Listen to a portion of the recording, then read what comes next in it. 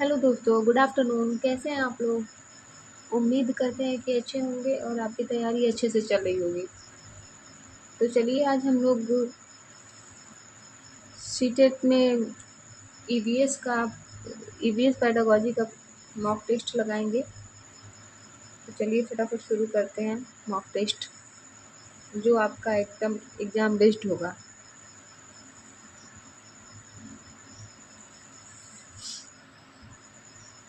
Question number first है, पर्यावरण अध्ययन के अंतर्गत निम्नलिखित में से किस विषय का अध्ययन किया जाना चाहिए? ऑप्शन है आपका भूगोल, स्वास्थ्य एवं पोषण, जीव विज्ञान, ये सभी। तो कौन सा सही हो जाएगा फ्रेंड्स? पहले का चौथा, ये सभी। भूगोल, स्वास्थ्य एवं पोषण, जीव विज्ञान तीनों आएगा। क्वेश्चन नंबर 2, पर्यावरण अध्ययन के संदर्भ में निम्नलिखित में से कौन सा कथन सत्य नहीं है? यहाँ पे नहीं है पूछ रहा है। ऑप्शन है, पर्यावरण अध्ययन के अंतर्गत मुख्य रूप से जल मंडल का अध्ययन किया जाता है। दूसरा है, पर्यावरण अध्ययन का संबंध मानव स्वास्थ्य से भी है। तीसरा ऑप्शन है, पर्यावरण अध्ययन की शिक्षा की शुरुआत प्राथमिक कक्षा से ही होनी चाहिए। चौथा है, पर्यावरण अध्ययन की शिक्षा वर्तमान परिस्थितियों को देखते हुए अनिवार्य होनी चाहिए। तो कौन सा सही हो जाएगा बताइए आप लोग?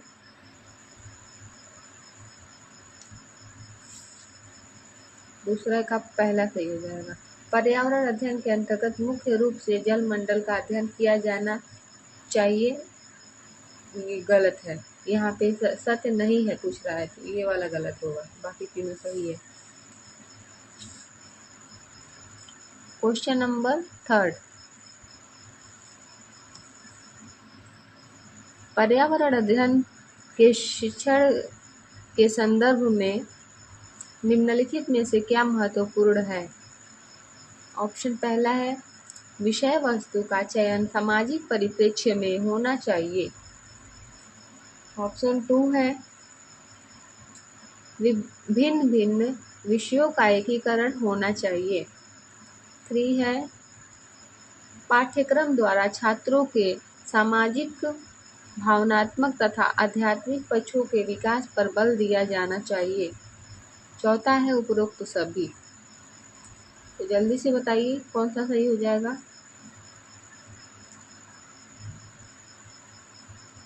चौथा, उपरोक्त सभी। पर्यावरण अध्ययन के शिक्षण के संदर्भ में तीनों महत्वपूर्ण हैं। क्वेश्चन नंबर 4 देखते हैं, पर्यावरण अध्ययन का बालक के भविष्य से क्या संबंध है? ऑप्शन पहला है, बालक भविष्य में एक व्यक्ति के रूप में अपने पर्यावरण में ही जीवन यापन करेगा।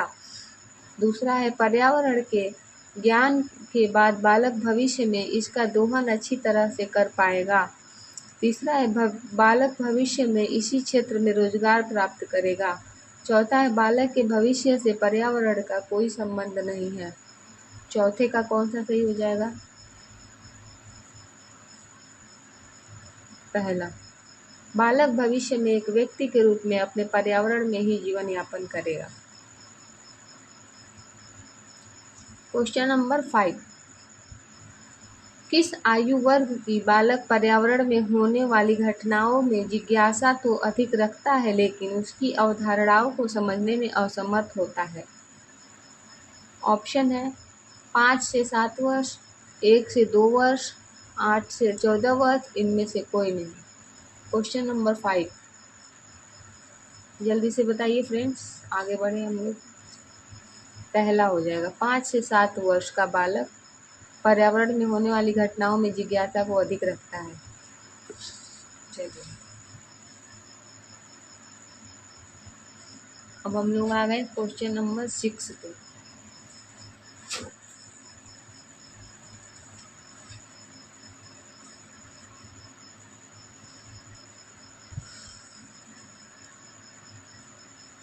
पर्यावरण अध्ययन के शिक्षक होने के नाते आप निम्नलिखित में से कौन सा कार्य करना पसंद नहीं करेंगे? यहाँ पे नेगेटिव पूछा है, नहीं करेंगे। ऑप्शन है आपका विद्यालय परिसर की स्वच्छता के लिए यथासंभव प्रयास करते हुए आवश्यकता पड़ने पर स्वयं भी इसमें सहयोग करना। ये तो पॉजिटिव है और यहाँ पे नेगेटिव पूछ रहा है, ये आपका पॉजिटिव हो जाएगा। विद्यालय में होने वाले समारोह के लिए खुली जगह की आवश्यकता को देखते हुए विद्यालय के उद्यान के पेड़ पौधों की कटाई कराना, ये नेगेटिव हो जाएगा।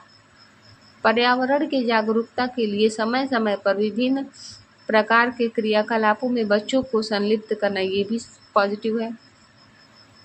बालकों की शारीरिक स्वच्छता पर ध्यान देते रहना जो कि उनके अच्छे स्वास्थ्य के लिए भी आवश्यक है, ये भी पॉजिटिव है। तो इसमें नेगेटिव पूछा और इन चारों में नेगेटिव ऑप्शन है, ये दूसरा सही हो जाएगा।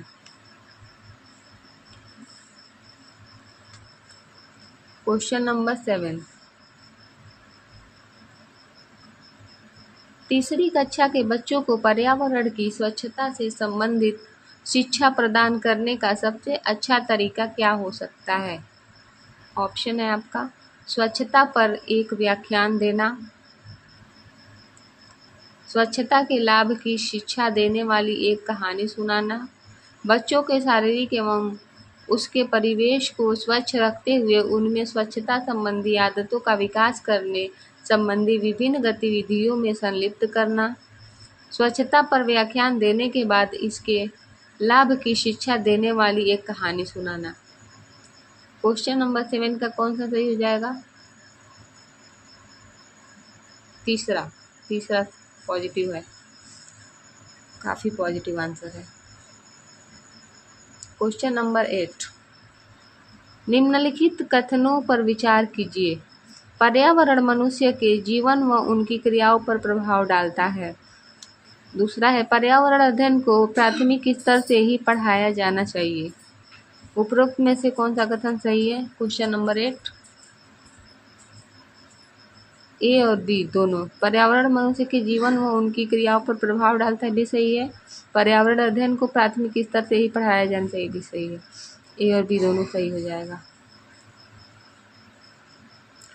क्वेश्चन नंबर 9, निम्नलिखित में कौन सा कथन सही है?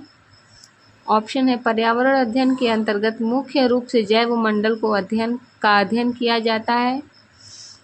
पर्यावरण संबंधित अच्छी आदतों के विकास का प्रयास बाल्यकाल से ही प्रारंभ कर देना चाहिए।